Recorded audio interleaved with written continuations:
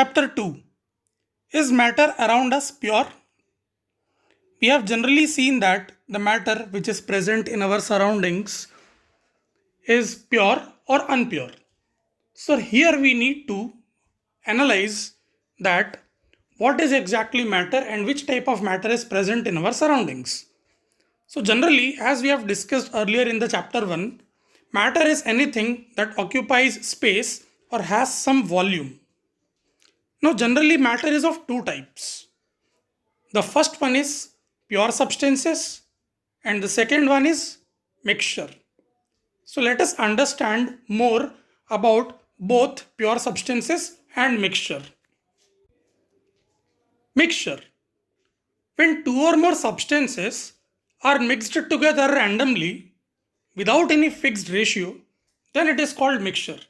That means what the things we are mixing without any fixed ratio or proportion or any quantity, that is called mixture.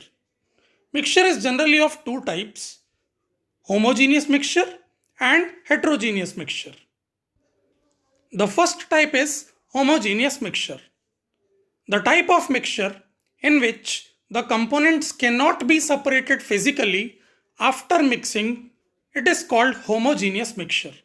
That means if you are unable to separate the components physically means without using any chemical methods such as by filtration or magnetic separation. If you are using physical methods and you are unable to separate the components, then it is homogeneous mixture. For example, mixture of salt and water and the mixture of sugar and water. We have already observed that salt solution, once you mix salt with water, you cannot separate salt from water physically. Similarly, once you have dissolved sugar in water, you cannot separate the sugar dissolved from the water physically. The second type is heterogeneous mixture. The type of mixture in which the components can be separated physically after mixing is called heterogeneous mixture. Now, if I am able to separate the components by physically, like by filtration method or magnetic separation method, it is heterogeneous mixture. For example, mixture of sand and water. So I am mixing sand and water. I can easily separate sand and water by filtration method.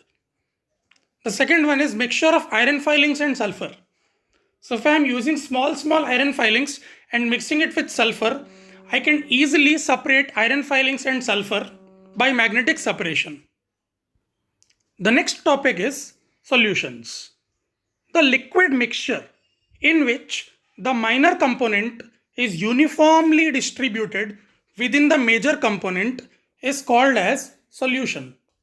That means generally minor component is that which is present in less amount and the major component is that which is present in greater amount. So if the minor component is uniformly distributed all over the major component, then the particular liquid mixture is called as solution. Now let us understand what are the components of solution. The first component is solute. The component which is present in lesser amount, or you can call it as minor component. Whereas the second component is solvent, which is the component which is present in greater amount, or we can call it as major component. So generally there are two components, solute and solvent. Now let us see some of the example of solutions. In a salt solution, the solute is salt and the solvent is water, as salt is dissolved in water. Similarly, in sugar solution, sugar is dissolved in water. So the solute is sugar and the solvent is water. The third solution is tincture of iodine, which is used when we get some hurt, when we get injured. So in this case, the solute used is iodine and the solvent used is alcohol. And the next example is aerated drinks or carbonated drinks or soft drinks in which the solute is carbon dioxide and the solvent is liquid. Let us move on for the classification of solutions. Generally, on the basis of concentration of solution, the solution is classified into two types.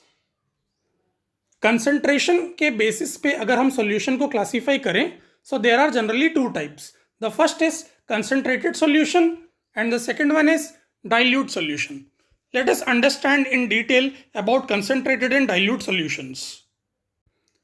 A concentrated solution contains the maximum amount of solute that can be dissolved in a given solvent, whereas a dilute solution contains a very small amount of solute dissolved in a given solvent. So let us take one example. We see concentrated acids in laboratory that have the maximum amount of acids dissolved in water. Almost you can say 98% dissolved acids in water. And the second example of dilute solution is the dilute acids generally have only 2% of acids dissolved in water.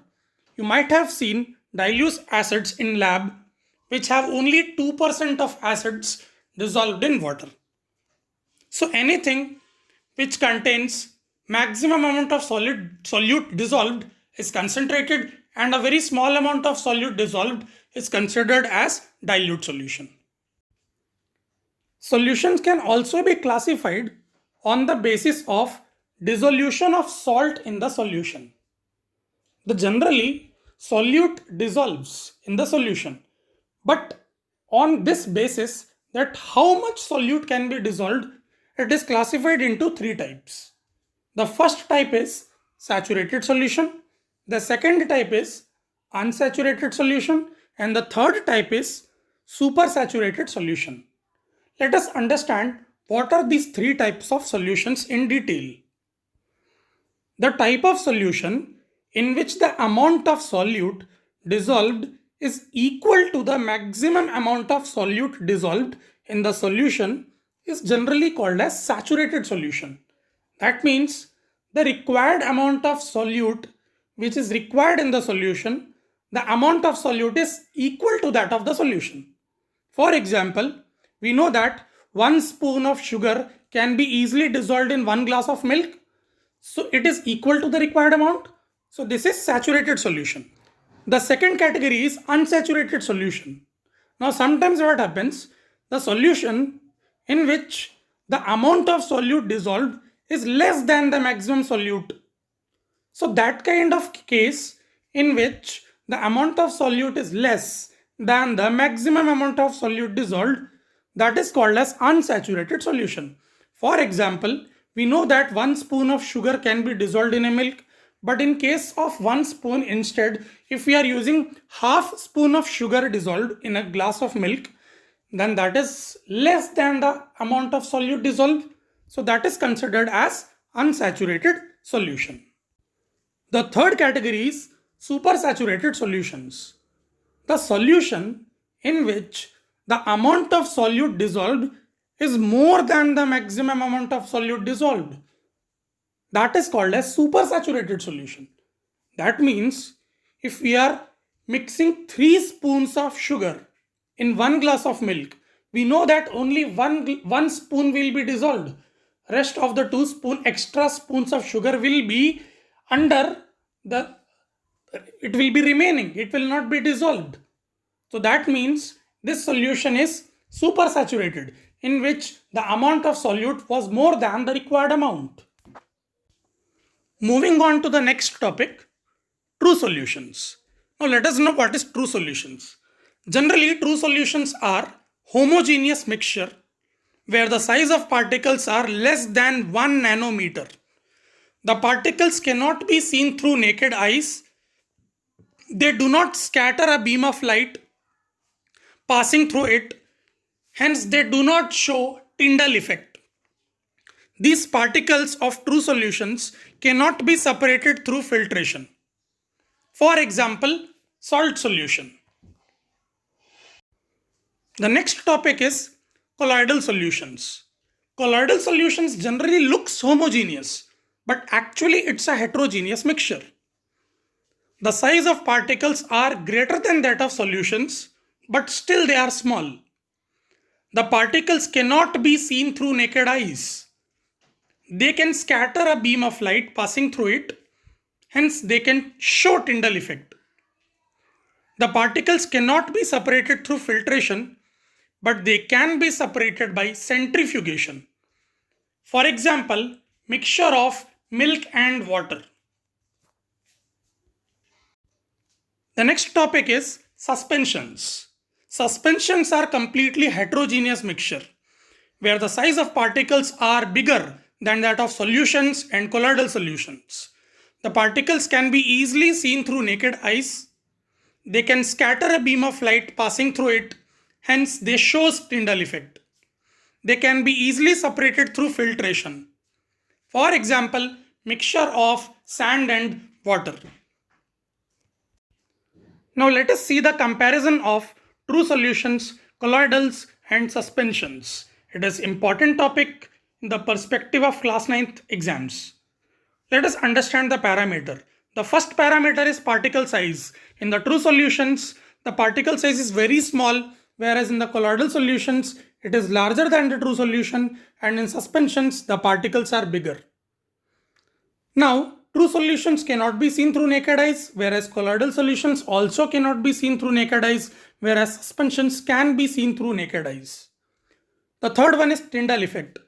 True solutions cannot show Tyndall effect. Colloidal solutions can show partial Tyndall effect, whereas suspensions can show Tyndall effect. The true solutions and colloidal solutions are homogeneous mixture, whereas suspension is a heterogeneous mixture. The true solutions and colloidal solutions are completely stable. They do not change their form, whereas suspensions are unstable. That is, if you will leave undisturbed for some time, you can see the solute particles getting deposited down. So they are completely unstable. The true solutions and colloidal solutions cannot be separated by filtration, whereas suspensions can easily separated by filtration. Hope the concept what he taught today was completely crystal clear to you people.